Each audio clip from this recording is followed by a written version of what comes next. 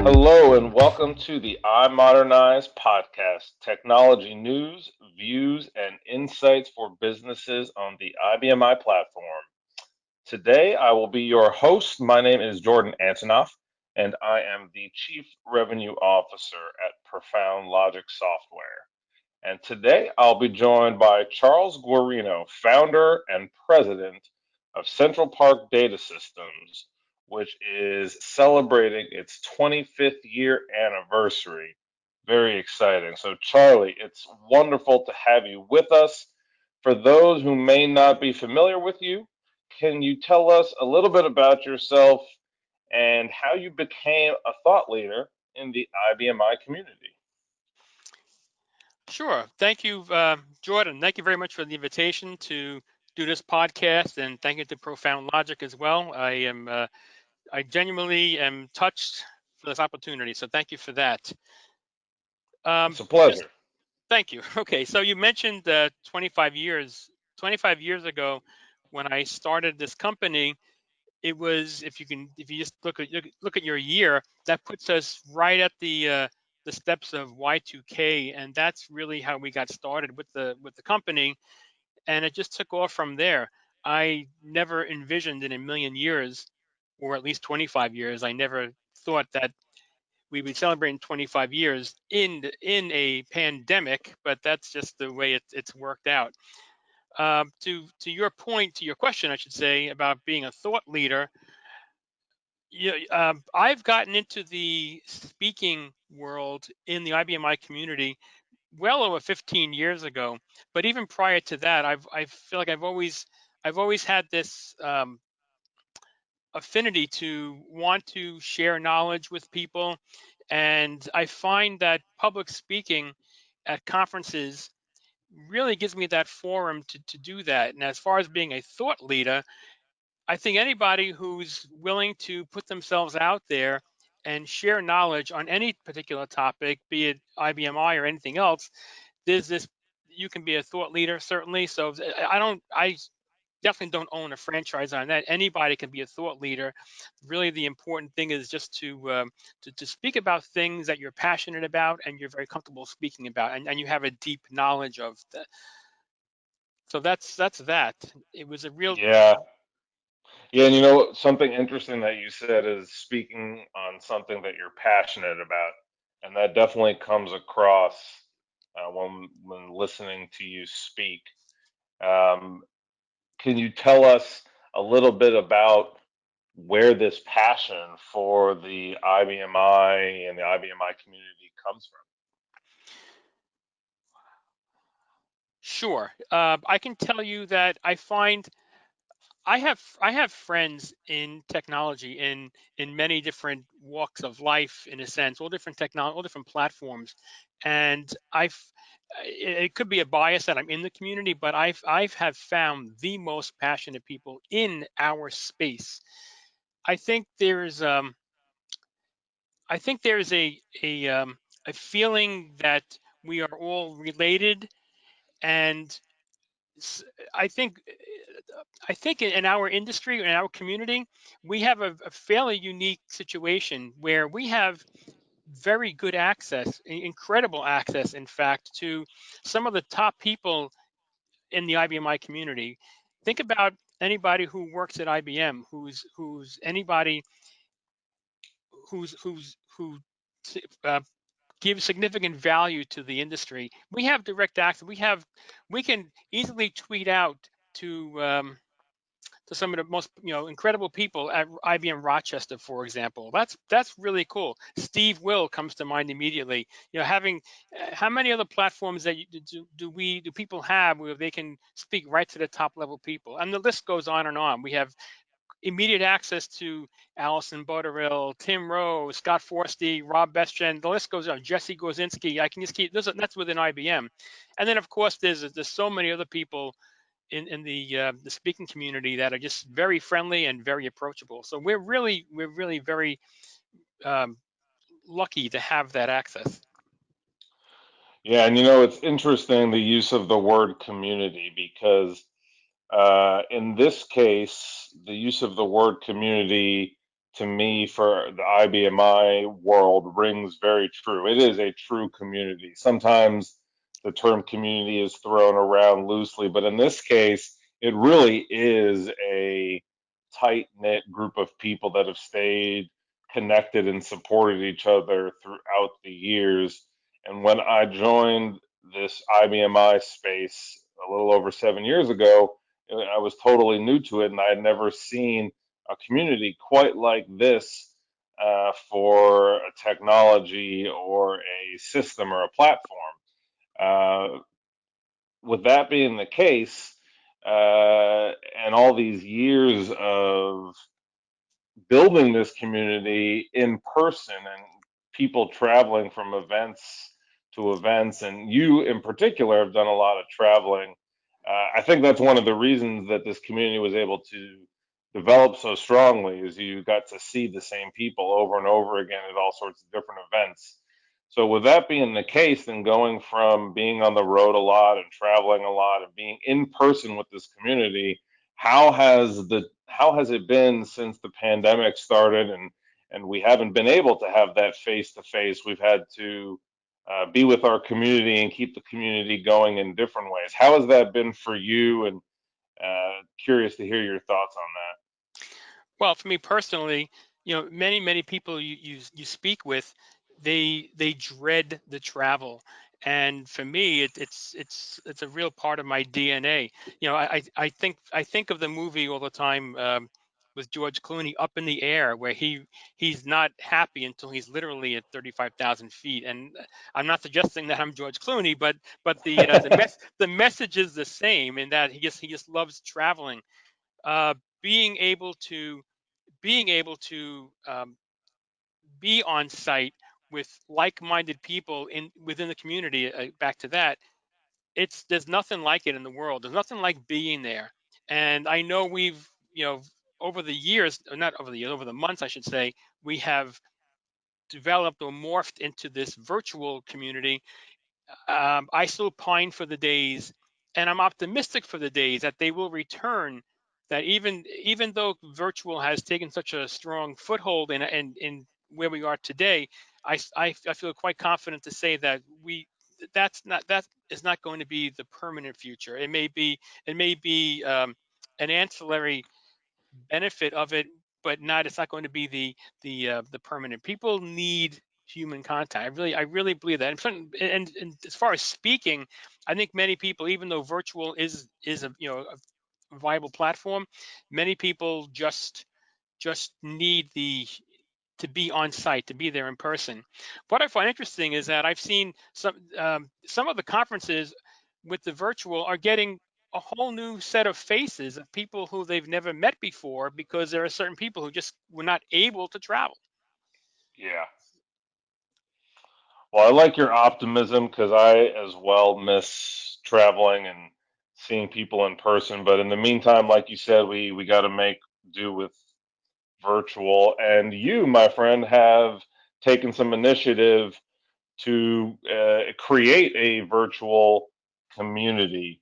Can you tell us a little bit about iChime? That's iChime for those that haven't heard about iChime. What is iChime? Why did you start it? Tell us, share anything about iChime that you'd like. Sure. So let's just go back to what we just spoke about, the original thing we just spoke about, as far as the personal, being on site, things like that. Once that was taken away officially in March or even February. Interestingly, one of my last flights, I was attending a conference in San Diego, and quite literally flew 6 hours from New York to San Diego. And when I arrived, I got a phone call and said, "Oh, tomorrow's conference was canceled because of COVID." So, so not to waste a trip to San Diego, I spent the night there and we turned around the next day and flew right back to New York again. And that was the start of the whole thing. Going back Ah, to okay. iChime, at the basic, it's a Zoom meeting, but it's far more than that. It was you mentioned that my I have this real desire to be with people, and that was kind of what iChime was. I would be remiss if I didn't mention two particular friends who I was talking to quite often about not having this interaction. And Alan Seiden and another friend, Walden Leverage, were instrumental in helping me flesh this out and be great sounding boards. And I had to give them credit because they um, and they attend many of the meetings as well. But I'd be totally remiss if I didn't mention their names. What iChime is, it started out as this quick little thing. I put a post on LinkedIn, said, hey, we want to have a little community here. And there was no topic discussed, literally just, hey, you want to get together? Here's the time, 2 o'clock on whatever date it was. And I think 12 people logged in at that very time. So what that shows, even back then, even with the original 12 people, was that I was not alone with this missing people, and the 12 people. There was with no topic in mind. We chatted for almost 2 hours on that very first meeting about anything and everything under the sun IBMI related, and it took off from there. Nice. Yeah. And that just speaks to people's desire to stay connected. And tell me a little bit about how you took this from what it was that first time, just connecting, and built upon it uh, to the place where I think these last couple of times you've hosted this, you've had 40 to 50 people join, which is pretty impressive. And not only are you getting a good turnout, but you're getting really good engagement. So tell us a little So, more about that. absolutely. So when when uh, when this whole thing first started, I know many families, including my own, we started out with these little Zoom meetings, and it was fun in the beginning. And I'm not suggesting that all of them seeing my family is not fun. Although interestingly, we wound up. I was seeing cousins, aunts, and uncles probably more than I saw them in real life prior to the pandemic. So, but it became very clear after just a few of these family Zoom meetings that without any real structure, it was just us saying hi for 30 minutes or whatever it was. There was no real structure. That's when it dawned on me that, you know what, if we're going to have anything in the IBMI community, we need to have a little bit of structure, or at least a theme. So what happened was, we, after the very first meeting that I mentioned already, we decided, or I decided to start coming up with these different themes. The first few meetings that we had were not even IBMI centric. I have several friends in the speaking community who are not IBMI at all. So the very first few meetings were talking about professional development, how to properly use LinkedIn, for example, how to properly use Zoom, because there are so many different nuances in how you want to present yourself using Zoom, how to communicate effectively. And another meeting was how will life look in our professional worlds once COVID is over. But I also decided that it was time to throw in some IBMI topics, and that's at that point when the attendance started to really increase. So this has been a totally grassroots, organic thing, and to what you just said, I can tell you that because I've been on the speaking circuit so long, I do know many of the other speakers in this space, and I feel very fortunate to have that privilege. So we've been having now what we call a special guest. We'll have one person who's featured and different topics. And we have now, as you said, the very last meeting we had Dawn May spoke about performance, and we had 45 people attending, which is funny because I always I jokingly say, even when I'm speaking at conferences, I'm surprised anybody shows up, but people come because they want to hear good, and the price is right. It's free. There's no entry fee. Just come.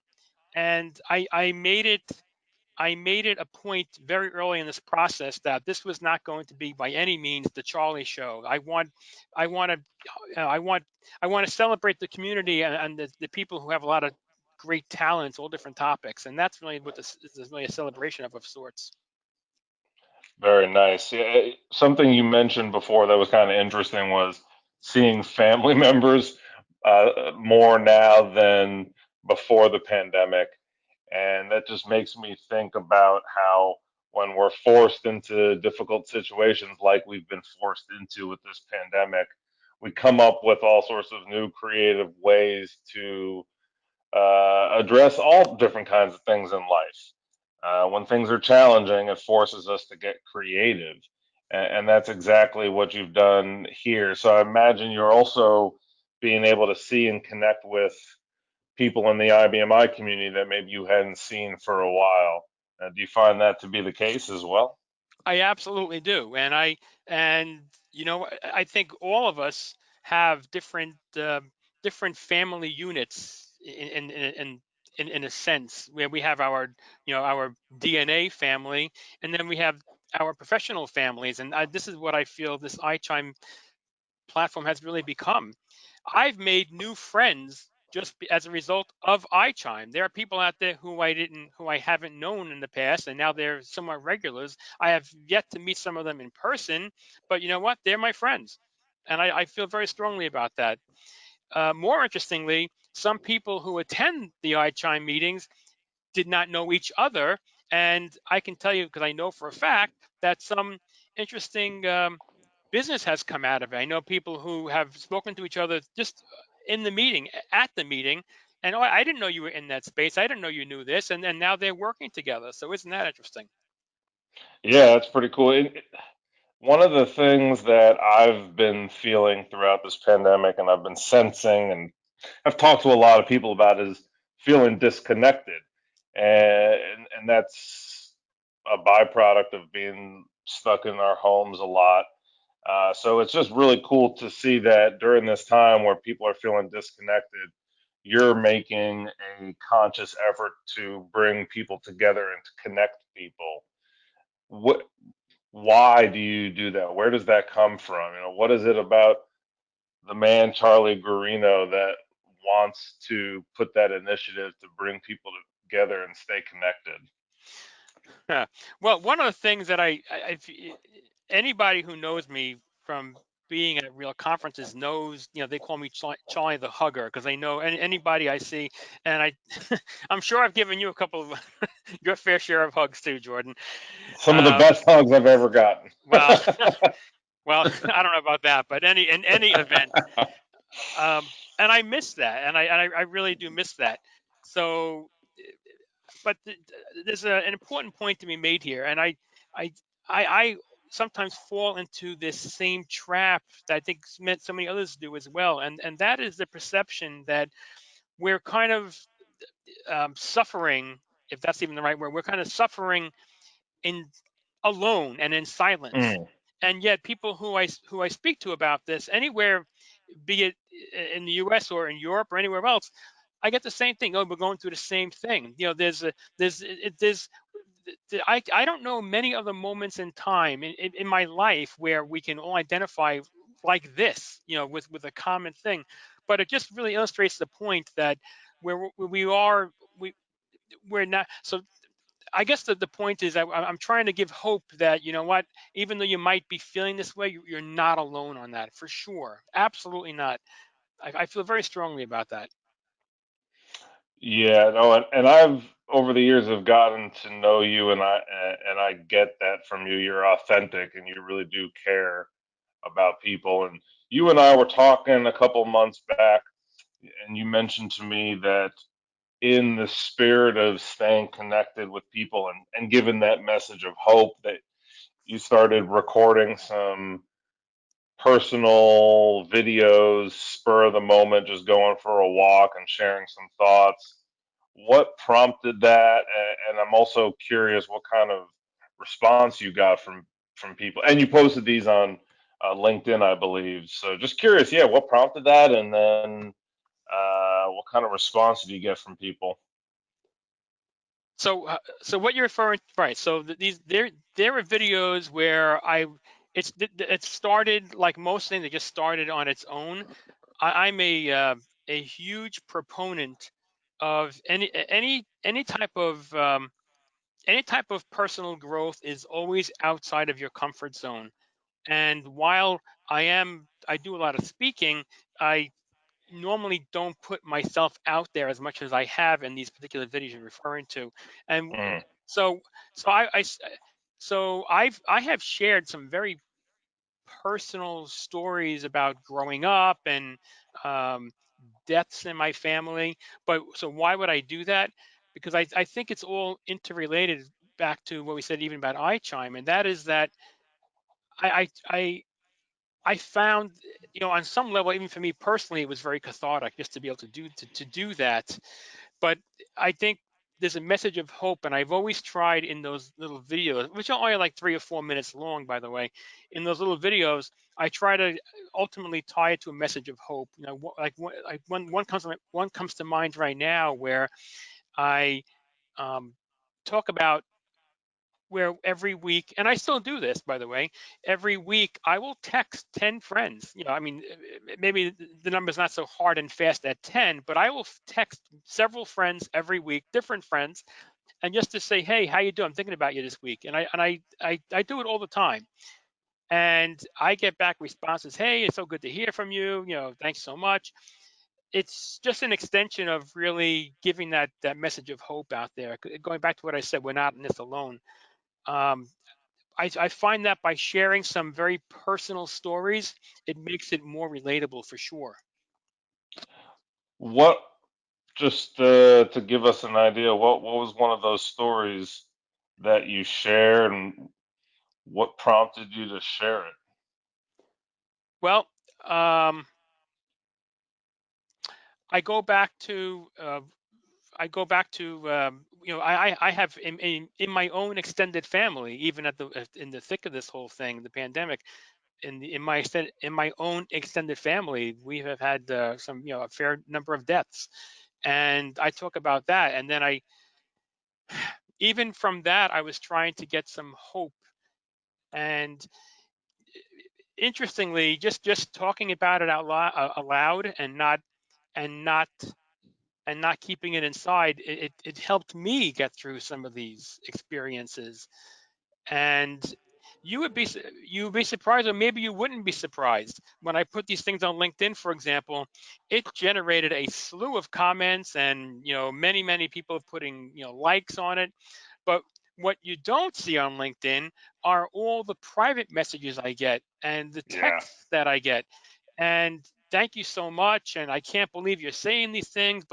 And I really don't have an agenda. I'm not putting it out there to make a name for myself. I would never dare do that on these types of very personal topics. But I think the time was right to really talk about some of these things. Yeah, you know what's kind of cool about that is you're very committed to your work and to the IBMI community. In addition to everything we've talked about here, you run your own business, Central Park Data. And as we talked, you've been doing that for 25 years. So work is a very important part of your life. But at the same time, you don't lose the personal, the emotional, the human part of all this. And you seem to do a pretty good job of blending the two together, which I think a lot of people struggle with. And do you, hearing me mention that, does that sound about right? Is that purposeful, or is that just something that naturally occurs for you? I think it's a little bit of both, actually. I think you can do both of those. I think it can come naturally, and it can be purposeful, because if you have to stay true to that, even though it might be in your DNA, sometimes the way business goes, it sometimes might take you off of that path. So you need to have a definite purpose to stay on that track. And I should point out that Central Park Data is not just me. I'm very fortunate to have a team that works with me here, and I like to feel that they're my family as well. And I was going to make a quick joke and say maybe I meddle too much in their personal affairs, perhaps. I'm not quite sure, but that's really important that that even the team that we've built here, if everybody feels connected with each other, and I try to make that clear no matter where we go. But back to your question, is it purposeful? I suppose I try to be purposeful on that, but much of it is just coming from my natural self. Yeah, no, for sure. Speaking of natural self, just something kind of off topic, but it's interesting is I didn't know this about you when we first met, but over time I got to know you and you shared with me one of your hobbies that you uh, were able to partake in with all the travel you're doing, which is to go and visit the cemeteries of historical figures. And it was something that I never even thought about before, but after talking with you, it became quite interesting. And I was just wondering if you can share a little bit about how you got into that and what have you been doing in place of that since you haven't been out and about traveling on the road? Have you picked up any other hobbies to supplement that? Well, just to so you mentioned this. So immediately when I mentioned this little dark dark hobby of mine, if you will, people will look at me sometimes, cross-eyed. What are you, crazy? And but it's not this macabre, morbid sense. It's really, and you mentioned it, particularly of famous people. I find that quite interesting because there are some people who are very very famous in life, yet um, in death and in the cemeteries where they repose. I'll tell you, some of them have some of the grandest monuments to themselves or families that put it for them, and some of them have the simplest and simplest of little headstones, if even that, just maybe just a little marker. And it's very telling how people rose to their fame, and the last marker they want to have on their life, into the public. So that's, I find that interesting, by the way. That's very interesting. um and incidentally, I Yeah, mentioned, it's not just me. I mean, I've been in some cemeteries, and you would be surprised. There is an entire subculture of people who share this. It's a passion. It's quite interesting, and it's not this creepy thing, I can assure you. But it's funny you brought that no, up. Yeah. it's not at all. And I went and started doing a bunch of research on this because I thought it was pretty interesting. And it's not morbid at all. It's very much about history and not to go totally off topic here, but death is inevitable for all of us. It's just as much a part of life as life is. So, exploring and understanding more about people and their passing and how they were memorialized, you can learn a lot. So, no, I think it's very cool, and hopefully someday this pandemic will disappear. We'll go back to normal. We can start traveling, and I can come see some cemeteries with you. We could check out some famous people that I wish I could have met in their lifetime, but I wasn't able to. So we'll go check out and learn some history from their from the tombstone, so to say. One of my favorite quotes, and I don't even know who to attribute it to, but one of my favorite quotes is, if you want to live a great life, start with your epitaph and work backwards. I think that's a very good mantra. Yeah, absolutely. Do you mind sharing what yours is? Oh dear. It's a work in I'm putting you progress. on the spot here. It's a Okay, it's okay. wait wait.